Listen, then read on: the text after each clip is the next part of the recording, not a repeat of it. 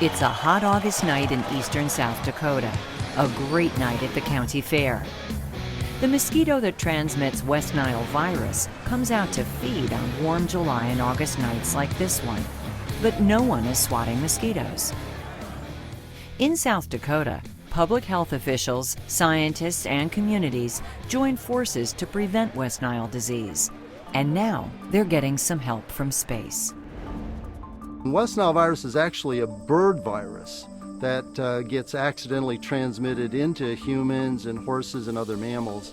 In this area, Culex tarsalis is the primary vector for West Nile virus.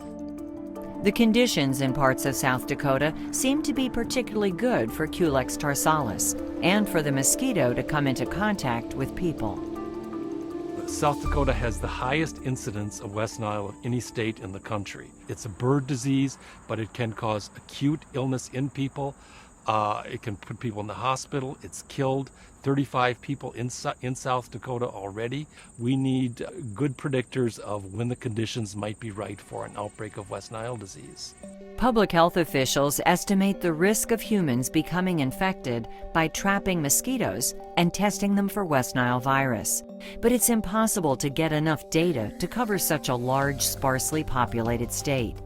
The South Dakota Mosquito Information System is using environmental data from space to close those gaps. We came up with some new ideas for how to develop an improved system for forecasting West Nile virus, leveraging information and satellite imagery. The major goal of our project is to develop a dynamic risk mapping approach for West Nile virus and to produce forecast and risk assessments that are useful to public health officials and can actually be applied to do a better job of disease prevention and mosquito controls. The South Dakota Department of Health provides important data on the location of infected mosquitoes and on human cases to Dr. Wimberly and Dr. Hildreth. The mosquito data allows us to get a very accurate estimate of disease risk, and the environmental data allows us to extend that over space and through time. The approach that we're using for this project is really to take the mosquito data, the virus data that we have from the various years, and look at correlations between the years that have a lot of transmission of West Nile versus low transmission, correlating that to environmental data that's coming from the satellite imaging. We've used a variety of MODIS products, and they've been particularly valuable because they provide consistent long-term records of these environmental observations that we can use to study disease over multiple years. The Landsat satellites have also proved to be very useful, particularly for trying to do more detailed, finer scale risk mapping.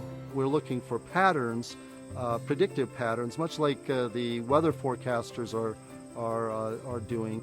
Temperature has really proved to be the most important variable for West Nile virus in our state. People tend to associate mosquitoes with rainfall and water for breeding sites.